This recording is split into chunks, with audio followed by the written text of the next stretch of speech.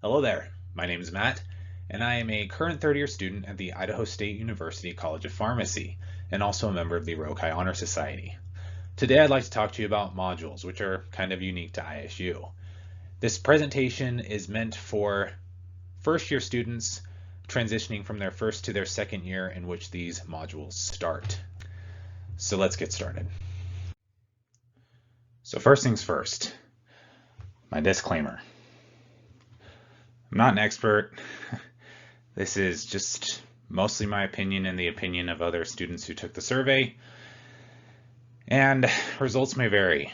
Okay, this is meant to give you just a heads up as to what to expect, give you some tips for making the transition a little easier, and realize that some of the opinions reflected in here may not be valid in the next couple of years because professors are constantly updating and changing the module structure. So be aware it could change. What are modules? They're a very different experience from your undergrad. Your normal 16-week courses, 4 credits roughly, 5 credits maybe. They can be varying lengths now. So your longest one is 10 weeks, which is your infectious disease module, and your shortest one is 3, which is 3 different modules, pain, CV2, and oncology. They focus on one body system at a time, if you hadn't already guessed, based on the titles I used before. And you go through the pathophysiology, you go through the pharmacology of the different drugs involved, and then you go through disease states and treatment guidelines in order to deal with those. But don't worry too much about it. They meld really well together. So you're going to see things from the previous module mentioned in the next module, and so on and so forth. So we sent out a survey a couple of months ago to the other students in the program from all different years of the program, asking to give some feedback on what they thought about the modules in terms of what they thought was hardest, what they did differently to succeed, and what they wish they would have known before they had started. So I'll go through a couple of these. I'm not going to spend a whole lot of time here just because you can read, and this is supposed to be a short presentation, right? So first response here, I agree partially with, it's not the material, it's the professor, but more in the idea that the professors can't adapt to every learning style there is, right? So there are going to be some professors you just learn better from than others. Some of them, yeah, they could use some improvement in how they teach the material, but also keep in mind some of them are going to be new by the time you get into modules, and they're learning too. So try to be easy on your professors. I found that in my experience, they're very fair when it comes to what they feel was bad questions and making sure that the students are getting their fair share.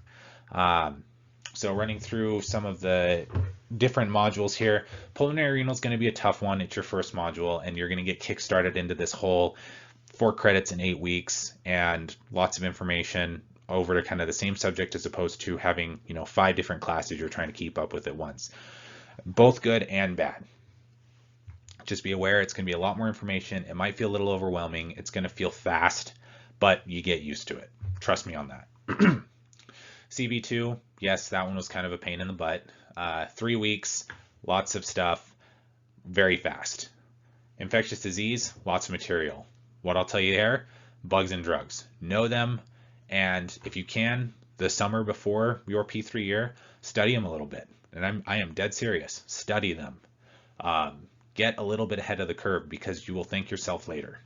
Chemo or oncology, yeah, that one was a little rough. We just got done with that. A lot of material very quickly, and again, another 3-week course.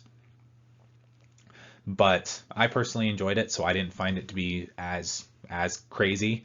But obviously, you're not me. Results may vary. Be prepared for it. What is one aspect of modules you wish you knew? Yeah, so the exam schedules are a little can feel overwhelming.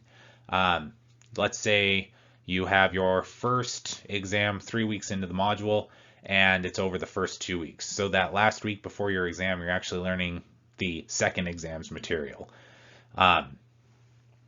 Again, happens in a lot of modules. It's just a matter of getting used to it and focusing kind of on the material you're being tested on until after that exam. You will never get caught up. You're never going to feel caught up. If you are studying every day, going over the lectures more than once and looking at the PowerPoints on a daily basis, you're going to do fine. Ask when you need help, those kind of things. So did you do anything specific that really helped you succeed? I'm going to talk a little bit about these, so I'm not going to focus much on these responses. If you want, you can pause the video, read through them, but they're all good tips.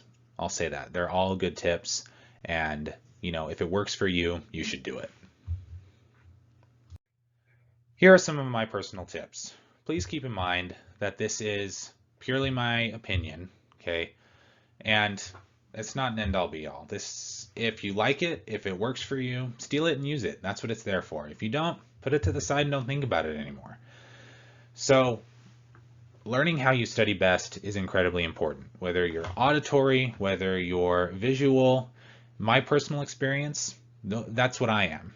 Auditory and visual. I do best by listening to lectures, going through my PowerPoints, and then making note cards in order to memorize drugs, which, honestly, I absolutely hate. I do not like it. It takes a lot of time, but it helps me do better on the tests. So I've learned that that's what I do best, and that's when I do my best, right? Study a little every day. This is also very important, which I'm sure you've heard in a lot of the survey responses, okay?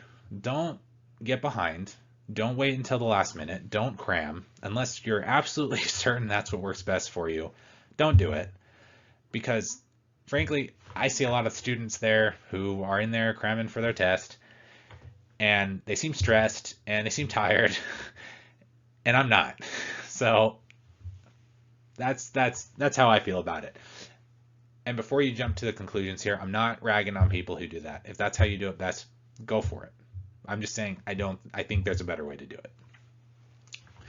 Maintain a work-school life balance. Take time out of your day of studying and prepping for tests to take a walk, spend some time with some loved ones, go out and have a little bit of fun. Personal experience here, GI module. I got burned, and unfortunately because of that, I did not do as well as I probably could have. I still came out okay because I had a really good friend who took time to sit down with me and go through the material and helped me do very well on the last test. But if I had just spent a little bit less time worrying about school and a little more time enjoying myself and taking the time for me, I feel like that could have gone a lot better. And lastly, as per my last example, don't be scared to ask for help if you need it. Okay? It's incredibly important that we are here to help each other. We're all in it together. We all want to graduate. We all want to become pharmacists and hopefully help people or make a good paycheck. And we're all in it together, so let's help each other out with it. And do it before it's a problem. I mean, if you feel like you're not understanding something, go make sure you understand it. Don't wait on it. Okay, that's what your faculty is here for. That's what Rokai is here for. Well, not all that Rokai is here for, but that's what we tutor for. And that's what your friends and your classmates are here for too. If you have someone that you're comfortable going and talking to, do it. All right. Lastly, I want to talk about this article that Dr. Jennifer Adams shared with me a few months back in kind of discussing effective learning techniques. Needless to say, I was a little frustrated with how some of the modules are running, and I went and talked to her about it, and she was able to provide me with this article that really explained a lot for me in terms of why the faculty do some of what they do. And on top of that, it's good because it might give you some ideas on how you might be able to study better. So it's 55 pages. I haven't read through all of it. Sorry, Dr. Adams, if you see this. But I glanced through it, and it has some really neat evidence-based research into why these techniques work and what they are. So if you feel like it, take a glance. You can go to your ISU library page, which has all the links for the different resources for the College of Pharmacy. Click on PubMed, search up the title, pops right up. You can find it at ISU, and then it loads the PDF right there for you to download, look at, put it in OneNote and mark up, whatever you do, whatever you want to do. If you have any questions, please email us at rokai@isu.edu. Thank you so much. Have a absolutely wonderful day.